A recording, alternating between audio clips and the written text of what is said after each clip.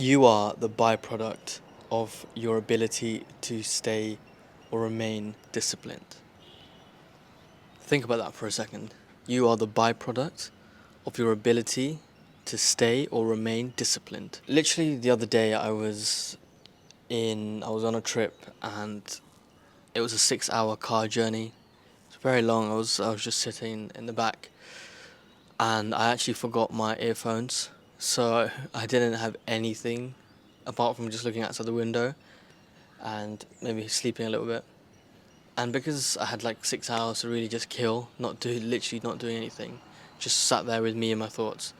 One thing that just came into my mind, and it kind of just hit me, and I thought about this for quite a long time, well, for about 5 hours, was just the idea of like why am I happy? Like what is like the reasoning here? Like why do I want to feel happy and stuff like that? Because growing up, and if someone was to ask me, what would you say is the meaning of your life, or your purpose that you want to kind of take your life, a lot of the common answers, especially from even me myself, from people around me, would always be like, I want to be happy. But then if you really think about it, like, why? If you, just think about it, like, why? Because being happy is obviously, it's nice, right? It's a nice thing to say, but if you really think about it, it doesn't really get you far. And the reason why I say this is because when you are chasing something, especially when it comes to happiness, you're compromising something else. And let me explain. Happiness tends to come in spikes, or dopamine spikes. Now, dopamine is a chemical in the brain which is very closely linked to happiness. It kind of gives you a heightened experience, an elevated experience, and it kind of causes you to be happy. And you can get dopamine spikes from anything, really, from sugar, from experiences, from pretty much whatever ticks your boat. If you want to look into dopamine spikes a lot more, then I highly recommend you watch this guy called Andrew Huberman. He's very good when it comes to scientific explanations, and he has a podcast on this topic specifically, and others as well. But when you think about it, right, one of the most common things for me is using, or when I first bought my phone, and all the phones I've ever bought. Whenever I buy my phone, the first day, alright, the first few hours, my dopamine spike is at the max level, and I feel so happy, and I'm so excited to turn the phone on, to use the phone, and I'm very protective. I make sure that I have all the screen protectors in place. I clean it, I dust it, I put my new case on, and I'm very, very protective the first day. Then a couple of days goes by, or a week goes by, and I'm less protective. A month goes by, and I don't care. 2 months, 3 months go by. If I drop my phone, I just don't care. And even now, like, if I drop my phone, I'll be like, oh, okay, it's alright. Pick it up. As long as it's not broken, maybe it has a scratch or whatever, it's fine. But if it was to happen on the first day, I'd feel really bad, because I was so happy and so excited to have that phone. From that example, the phone is still there. The phone remains the same, right? But my dopamine spike has gone down, right? So then you can say that happiness comes in spikes. Now, this can be applied to literally anything. And when you chase happiness, you chase dopamine spikes. It's very temporary, right? It's not an actual fulfilling satisfaction.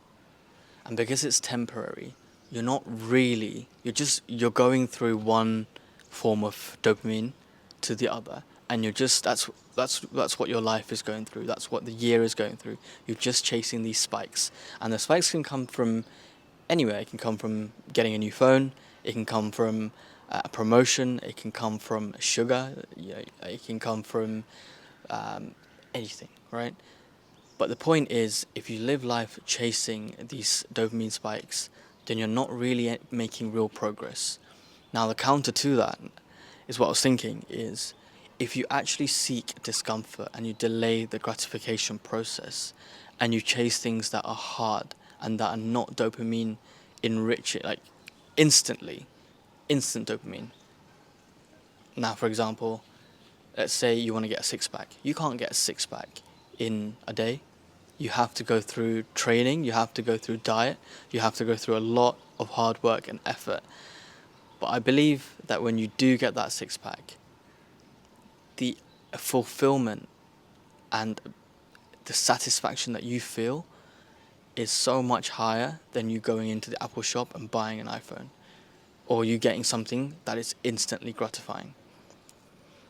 And I think that's the way. I think the way really is just to chase, not chase necessarily, but to be ambitious and to go for things that are hard to get, right? Dream big, have these goals where it's difficult, but you put your mind to it and you go for it. And I think that's the way.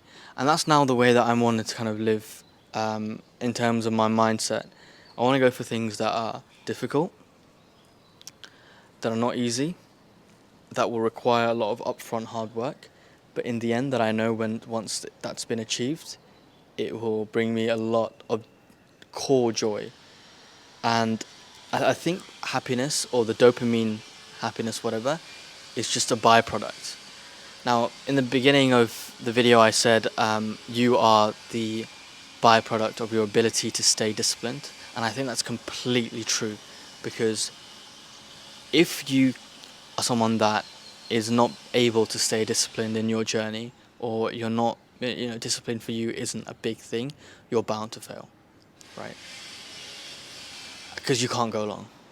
But if you're someone that can, knuckle down, have that goal in the front of your mind, and just keep going, you're going to face obstacles, of course, but you keep persevering.